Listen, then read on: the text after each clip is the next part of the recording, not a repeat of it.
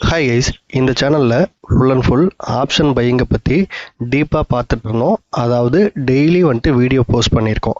Almost பார்த்தீங்க அப்படின்னா ஒரு 150 வீடியோஸ் ட்ரேடிங் ஐடியாஸ் அப்படின்ற ஒரு பிளேலிஸ்ட்டில் இருக்கும்.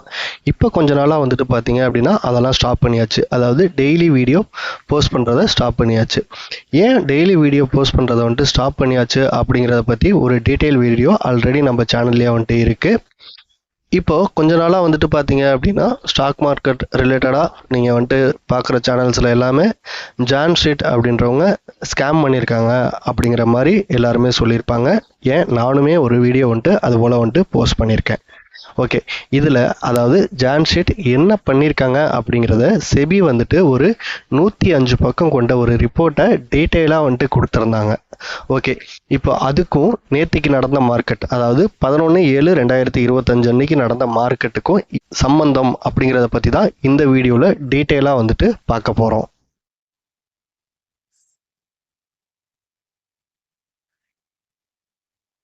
ஓகே கைஸ், இப்போ பார்த்தீங்க அப்படின்னா செபி சொன்ன மாதிரி உண்மையாலுமே ஜான் ஸ்ட்ரீட் ஸ்கேம் பண்ணியிருக்காங்களா அப்படின்ற ஒரு கொஸ்டின் இருக்கும். ஏன் அப்படின்னா எல்லா யூடியூப் தம்ப்நெயிலையும் ஸ்கேம் அப்படின்னு சொல்லிட்டு ஒரு வேர்டு இருந்திருக்கும். ஆனால் நாம் இதில் கொஞ்சம் ஆழமாக புரிஞ்சுக்கிட்டா தான் இந்த மார்க்கெட்டில் நம்ம சர்வே பண்ண முடியும். இல்லை இந்த மாதிரியே ஒவ்வொரு இன்ஸ்டிடியூஷனும் ஸ்கேம் பண்ணிக்கிட்டே இருந்தாங்க அப்படின்னா நம்மளால ட்ரேட் பண்ண முடியாது இல்லையா? ஸோ எந்த இடத்துல இருந்து மார்க்கெட் எவ்வளோ தூரம் மூவ் ஆகும் அப்படிங்கிற ஒரு ப்ரெடிக்ஷனுக்கு வர முடியாது. நாம் இந்த மார்க்கெட்டை விட்டு வெளியே போகிறது தான் நல்லது. அப்படி இருக்க பட்சத்தில் இவங்க பண்ணியிருக்கிறது, யார் பண்ணியிருக்கிறது தப்பு, யார் பண்ணியிருக்கிறது சரி? ஓகே, இப்போ நம்ம கிட்ட இருக்க டேட்டா படி என்ன சொல்லுது அப்படின்றத பார்க்கலாம். இவங்க ஜான் ஸ்ட்ரீட் அப்படிங்கிறவங்க பார்த்தீங்க அப்படின்னா ஃபஸ்ட்டு இந்த 4 அக்கௌண்ட் யூஸ் பண்ணிட்டு இருக்காங்க. இந்த 4 அக்கௌண்ட்லையும் இவங்க எப்படி ரிஜிஸ்டர் பண்ணியிருக்காங்கன்னு சொல்லிட்டு பாருங்கள். இந்த அக்கௌண்ட்டை பொறுத்த வரைக்கும் ட்ரேடிங் லிமிடெட் அப்படிங்கிறது மாதிரி மென்ஷன் பண்ணியிருக்காங்க. அடுத்தது 2வது அக்கௌண்ட்டில் இன்வெஸ்ட்மெண்ட் பிரைவேட் லிமிடெட் அப்படிங்கிற மாதிரி மென்ஷன் பண்ணியிருக்காங்க. 3வது இதுலேயும் இன்வெஸ்ட்மெண்ட் பிரைவேட் லிமிடெட் அப்படிங்கிற மாதிரி மென்ஷன் பண்ணியிருக்காங்க. 4வது அக்கௌண்ட்டில் பார்த்தீங்க அப்படின்னா சிங்கப்பூர் பிடிஇ லிமிடெட் அப்படிங்கிற மாதிரி மென்ஷன் பண்ணியிருக்காங்க. அதாவது ஒரு அக்கௌண்ட்டில் ட்ரேடிங் லிமிடெட் அப்படிங்கிற மாதிரி ரிஜிஸ்டர் பண்ணியிருக்காங்க. மீதி 3 இருக்க அக்கௌண்ட்லேயும் இன்வெஸ்ட்மெண்ட் பிரைவேட் லிமிடெட் அப்படிங்கிற மாதிரி ரிஜிஸ்டர் பண்ணியிருக்காங்க. ஓகே, இப்போ நமக்கு வர்ற முதல் கொஸ்டின், இவங்க இன்வெஸ்ட்மெண்ட் லிமிடெட் அப்படின்னா இவங்களுக்குன்னு சொல்லிட்டு ஒரு சில விஷயங்கள் இருக்குது. அதாவது பார்த்தீங்க அப்படின்னா ஆப்ஷன் ட்ரேடிங்கில் போயிட்டு இவங்க ஷார்ட் அடிக்கக்கூடாது. ஸோ அந்த மாதிரி ஒரு சில ரெஸ்ட்ரிக்ஷன்லாம் இருக்குது. அப்போது இவங்க பண்ணியிருக்கிறது என்னது, அதாவது செபி என்ன சொல்லியிருக்காங்க அப்படின்னா இதுக்கு முன்னாடி இவங்க கேஷ் மார்க்கெட்லேயும் ஃபியூச்சர் மார்க்கெட்லேயும் பை பண்ணியிருக்காங்க. அதுக்கப்புறம் அன்னைக்கு பை பண்ணதை அவங்க செல் பண்ணணும் இல்லையா? இப்போ நாம் எல்லாருமே ஒரு ஸ்டாப் லாஸ் அப்படிங்கிறத வச்சுருக்கோம். இந்த லெவலுக்கு மேலே போச்சு அப்படின்னா நாம் அந்த பொசிஷன்லேருந்து வெளியில் வந்துடுவோம்.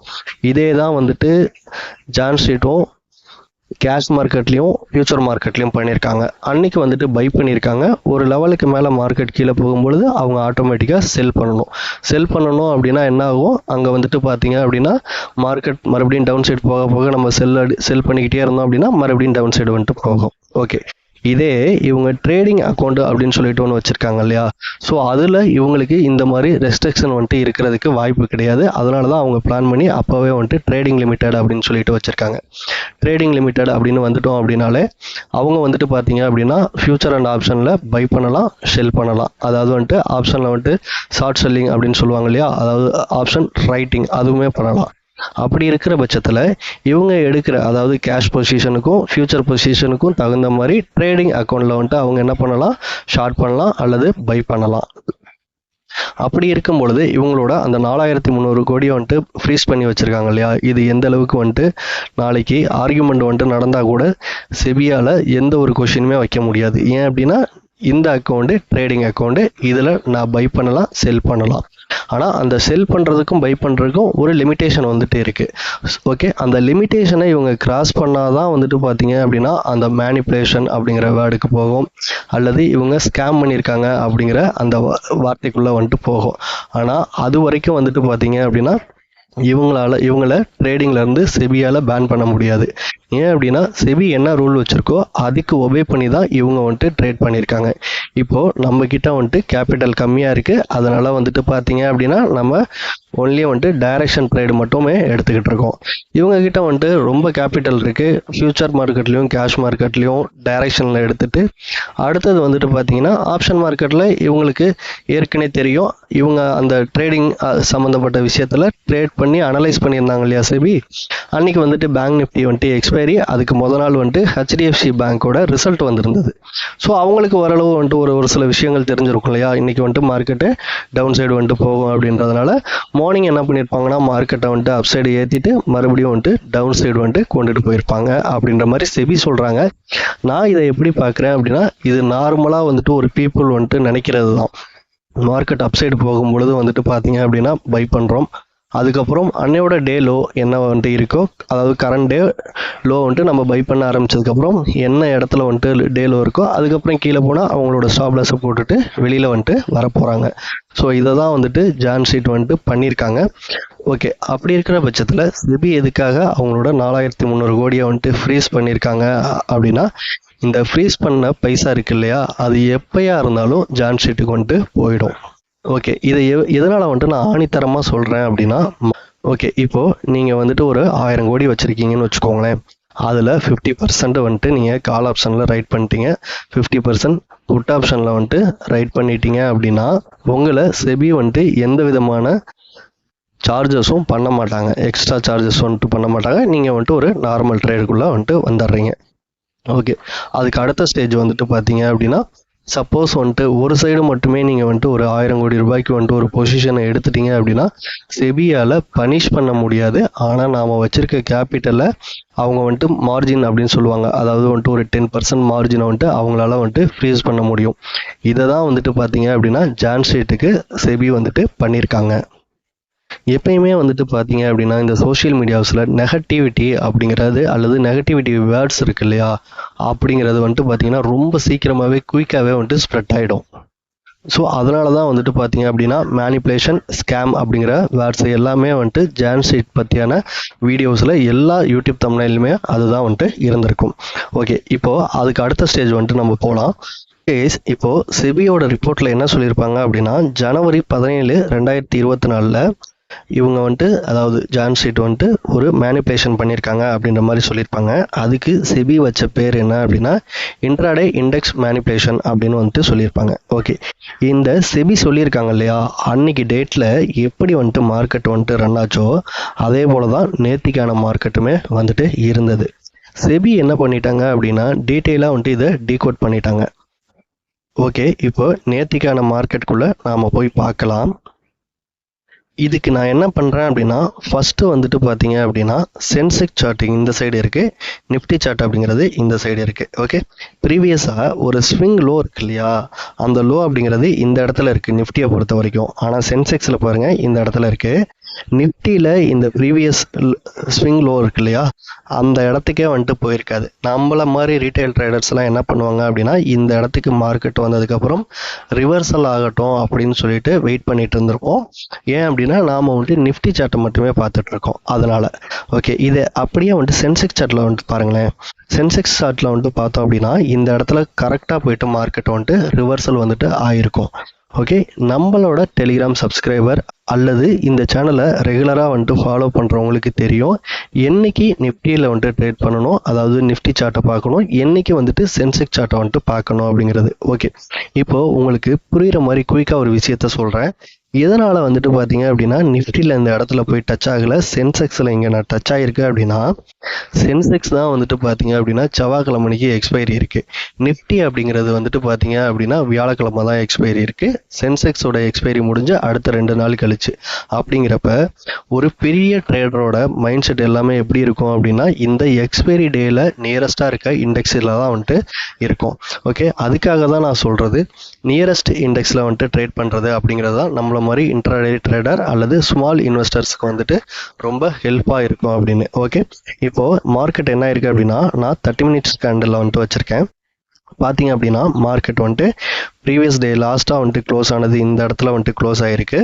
மார்க்கெட் வந்துட்டு கேப் அப் டவுனில் வந்துட்டு ஓப்பன் ஆகிட்டு இம்மிடியேட்டாக வந்துட்டு பார்த்தீங்க அப்படின்னா இந்த ஸ்விங் லோ கிட்ட வந்துட்டு மார்க்கெட் வந்துட்டு போகுது. ஓகே, இப்போ நம்ம இதை அப்படியே வந்துட்டு 3 மினிட்ஸ் சார்ட்டை வந்துட்டு சேஞ்ச் பண்ணிட்டோம் அப்படின்னா உங்களுக்கு ஈஸியாகவே வந்துட்டு புரியும். ஓகே, இப்போ இந்த பாயிண்ட் அப்படின்றத நான் என்னோட டெலிகிராம் சப்ஸ்கிரைபர்களுக்கு 9:34 அந்த டைமில் வந்துட்டு சென்ட் பண்ணியிருப்பேன். ஓகே, இந்த பாயிண்ட் அப்படிங்கிறது ரொம்ப ரொம்ப முக்கியமான பாயிண்ட் அப்படின்னு சொல்லிட்டு மார்க்கெட் என்ன இருக்குன்னு பாருங்கள். இந்த இம்பார்ட்டன்ட் பாயிண்ட் இருக்கு இல்லையா, அதாவது ஏற்கனவே இருந்த ஸ்விங் லோ அந்த இடத்துல, அதாவது 83,015 அப்படிங்கிற இடத்துல போயிட்டு மார்க்கெட் வந்துட்டு க்ளோஸ் ஆகுது. அகைன் வந்துட்டு பார்த்தீங்க அப்படின்னா ஒரு நல்ல ஒரு செல்லிங் ப்ரெஷரான கேண்டில் வந்துட்டு கிரியேட் ஆகுது. அங்கேருந்து மட்டும் மார்க்கெட் வந்துட்டு பார்த்தீங்க அப்படின்னா இவ்வளோ தூரம் வந்துட்டு டவுன் சைடே வந்துட்டு அன்னைக்கு க்ளோஸ் ஆகிடுச்சு. ஓகே, நாம் ட்ரேட் பண்ணுறோம் அப்படின்றதுக்காக சம்மந்தமே இல்லாமல் நான் வந்துட்டு நிஃப்டியில் மட்டும் தான் ட்ரேட் பண்ணுவேன் அல்லது பேங்க் நிஃப்டியில் மட்டும் தான் ட்ரேட் பண்ணுவேன் அப்படிங்கிறத வந்துட்டு மைண்டில் வச்சுக்கக்கூடாது. எங்கே பவராக வந்துட்டு ஒர்க் ஆகும் அப்படிங்கிறத வந்துட்டு பார்க்கணும். ஓகே, இதே வந்துட்டு எக்ஸ்பைரி டேயில் வந்துட்டு சென்செக்ஸ் இங்கேருந்து இவ்வளோ தூரம் வந்துருந்தது அப்படின்னா கிட்டத்தட்ட ஒரு 500 பாயிண்ட் வந்துட்டு வந்திருக்கு. அப்போ என்ன ஆகும் அப்படின்னா காமா எஃபெக்ட் மூலமாக ஒரு 50 ரூபா 60 ரூபா இருந்த ப்ரீமியம் அப்படிங்கிறது 500 ரூபா 600 ரூபா வந்துட்டு போயிடும். ஓகே, இதை எல்லாமே வந்துட்டு நமக்கு ஒரு option pier option intraday trade பண்ணுறோம் அப்படின்னா ரொம்ப ரொம்ப முக்கியமான விஷயம். இதை விட இன்னொரு முக்கியமான விஷயம் என்ன அப்படின்னா, நம்ம ட்ரேடிங்குள்ளே வந்துட்டோம் அப்படின்னா கண்டினியூட்டி வித் கன்சிஸ்டன்சி அப்படிங்கிறது ரொம்ப ரொம்ப முக்கியம். நான் 4 நாள் வந்துட்டு மார்க்கெட்டை வந்துட்டு பார்க்க மாட்டேன், அதுக்கப்புறம் வந்து உடனே வந்துட்டு நான் வச்சுருக்க லாஜிக்கை அப்படியே அப்ளை பண்ணுவேன் அப்படின்னு சொல்லிட்டு அப்ளை பண்ணோம் அப்படின்னா இந்த மார்க்கெட்டில் நம்மளால் வந்துட்டு ப்ராஃபிட் வந்துட்டு பண்ண முடியாது. ரெகுலராக வந்துட்டு மார்க்கெட்டை வாட்ச் பண்ணணும். இது வந்துட்டு ஒரு பிஸ்னஸ் மாதிரி எடுத்துக்கணும். ஓகே, ஒரு டைம் பாஸ் மாதிரி எடுத்தோம் அப்படின்னா இந்த மார்க்கெட்டில் நம்ம சர்வே பண்ணுறது அப்படிங்கிறது ரொம்ப ரொம்ப டிஃபிகல்ட்டாக வந்துட்டு ஆகிடும். இதில் கண்டினியூட்டி அப்படிங்கிறது ரொம்ப ரொம்ப முக்கியம்.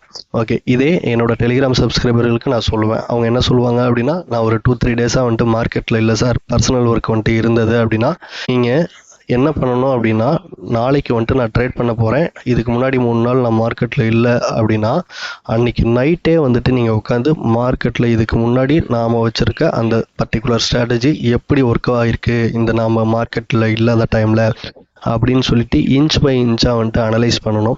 அனலைஸ் பண்ணிவிட்டு மார்க்கெட் நீங்கள் அதை அனலைஸ் பண்ணும்பொழுதே நாளைக்கு வந்துட்டு நம்ம என்ன பண்ண போகிறோம், மார்க்கெட் இப்போ எந்த டைரெக்ஷனில் வந்துட்டு போய்கிட்டு இருக்கு அப்படிங்கிறத கிளியராக உங்களுக்கே வந்துட்டு புரிஞ்சிடும். அதுக்கு அடுத்த நாள் வந்துட்டு நம்மளோட ட்ரேட் டிசிஷன், அதாவது நாம் வச்சுருக்க எல்லா க்ரைட்டீரியாவும் மேட்ச் ஆகிருந்தது அப்படின்னா அந்த ட்ரேடை வந்துட்டு எக்ஸிக்யூட் பண்ணணும்.